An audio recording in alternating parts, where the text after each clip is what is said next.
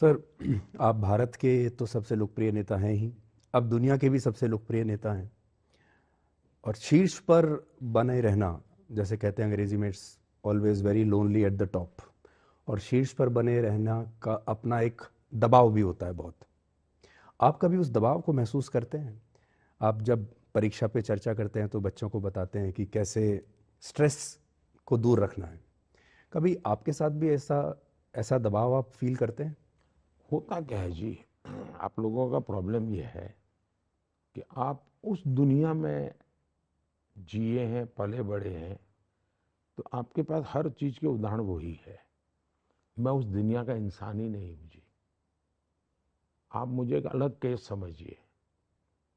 व्यवहार जीवन की जितनी चीजें आप देखते हैं, मैं उससे परे हूं। माफ करना, मुझे कहना पड़ रहा है।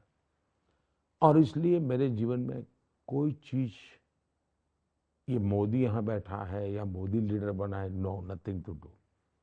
भारत बना है, मैं शायद निमित्त हूँ। और इसलिए कृपा करके, और मैं इसे बहुत विरक्त, मैं अलिप्त हूँ जी। मैं कोई लेना देना नहीं जी। आप सन्यासी की तरह सोचते हैं? मैं शब्द प्रयोग सन्यासी वगैरह, मैं विरक्त इंसान हूँ जी। मेरा कोई लेना देना नहीं जी। कोई लेना देना नहीं, कोई लेना देना नहीं। प्रधानमंत्री जी, इस वक्त जितने भी लोग इस इंटरव्यू को आज तक और इंडिया टुडे पे देख रहे हैं, मेरे साथी भी ये मानेंगे कि बहुत सॉलिड इंटरव्यू था। मतलब जितने भी मुश्किल सवाल हो सकते थे आपसे पूछे गए, आपने किसी भी ये ही मेरा आप लोगों से शिकायत है। ये मुश्किल शब्द आपका नहीं है। एक इकोसिस्टम ने आप लोगों को डरा करके रखा हुआ है, और आप लोग बुज़दिल की तरह डरे हुए हो। उनके एजेंडा सेट के लिए सवाल लेके घूम रहे हो। आपको बुरा लगेगा, मैं सच कहता हूं, आप सब लोग दबाव में जी रहे हो। और मैं मानता हूं, मैं भी जाता आता हूं तो कभी पत्रकारों से कम उनके हाल तबीयत वगैरह तो पूछता हूं। मैं सीरियस नेचर के सवाल जवाब नहीं करता हूं, तो पूछता हूं। मुझे ऐसा लगता है उनके दिलों में कुछ और पड़ा हुआ है, उनके अनुभव कुछ और है। लेकिन एक इकोसिस्टम ने ऐसे सवाल बना करके खड़े कर दिए कि आप तब तक पत्रकार नहीं है, आप तब तक न्यूट्रल नहीं है जब तक ये पूछे नहीं। इस मुसीबत से मुझे आपको भी निकालना है, वो काम भी मैं ही करूंगा। सर, जब आप गुजरात के मुख्यमंत्री थे, आप कई मर्तबा आपका इंटरव्यू करने का मौका हम लोगों को दिया करते थे। अब जब आप प्राइम मिनिस्टर बने हैं तो आप प्रेस कॉन्फ्रेंस नहीं करते और इंटरव्यू करने का मौका भी कम ही कम मिलता है। तो लोग ये पूछते हैं कि जी मोदी जी हर तरह के सवाल का जवाब दे सकते हैं, तो आखिरकार प्रेस कॉन्फ्रेंस या इंटरव्यू क्यों नहीं करते? पहली बात ये है कि अगर पिछले इस चुनाव में मैक्सिमम मुझे आज देखेंगे तो आज तक में देखेंगे,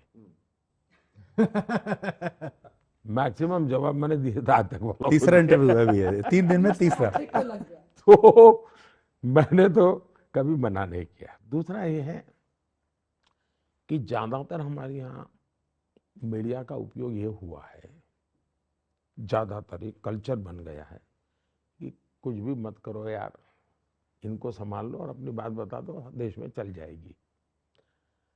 मुझे उस रास्ते पर नहीं जाना है। मुझे मेहनत करनी है, मुझे गरीब के घर तक जाना है। मैं भी विज्ञान भवन में फीते काट के फोटो निकलवा सकता हूँ जी, मैं वो नहीं करता हूँ। मैं एक छोटी योजना के लिए झारखंड के एक छोटे से डिस्ट्रिक्ट में जाके काम करता हूँ। मैं एक नए वर्क कल्चर को लाया हूँ। उस कल्चर को सही लगे तो मीडिया सही प्रस्तुत करे, न लगे तो न करे। दूसरी बात है, मैं जवाबदेह हूँ पार्लियामेंट को, बस सब सवाल का जवाब देने के लिए तैयार हूँ। मैं तीसरी बात कहता हूँ कि मीडिया आज वो नहीं है जो पहले था। क्योंकि पहले मैं आज तक से बात करता था, लेकिन अब दर्शक को मालूम है मैं राहुल से बात कर रहा हूँ। कौन राहुल? तो उसने परसों ये ट्वीट किया था, मतलब ये तो मोदी के फेवर में लिखता है, मतलब ये तो वही बात करेगा। तो आज media as such separate entity रही नहीं है। आप भी अनेक लोगों की तरह अपने व्यू लोग जान चुके हैं, तो वो स्थिति आपकी बनी नहीं है। पहले मीडिया फेसलेस था, उसका कोई चेहरा नहीं था। मीडिया में कौन लिखता है, लिखने वाले के विचार क्या है, कोई लेना देना, लोग मानते थे यार एक एनालिसिस है। आज वो स्थिति नहीं है। तीसरी बात है, पहले कम्युनिकेशन का एक ही सोर्स था, मीडिया के बिना का आप जा ही नहीं सकते थे।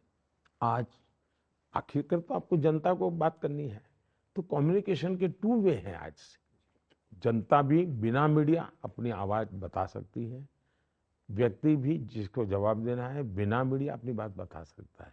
तीसरा, मैं जब गुजरात में था तो मेरी पब्लिक मीटिंग जो होती थी, तो पब्लिक मीटिंग में मैं पूछता था, ऐसे करके देखता था, अरे, फिर मैं पूछता, क्यों भाई ऐसा कार्यक्रम बनाया है, कोई काले झंडे वाला नहीं दिखता है?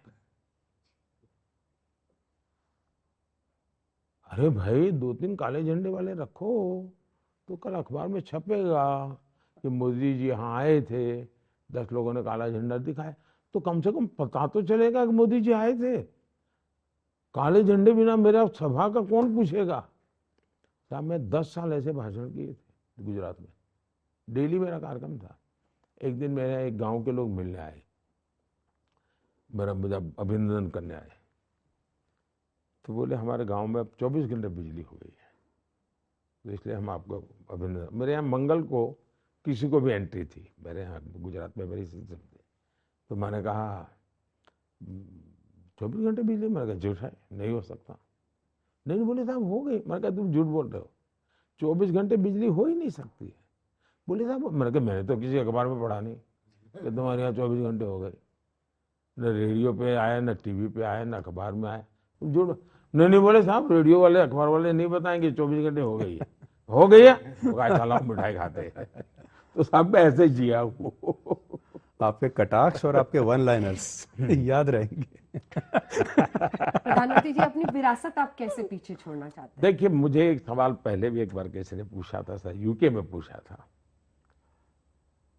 मैं हैरान हूं जी, जो इंसान देश के लिए जी रहा है वो खुद के लिए क्यों सोचेगा?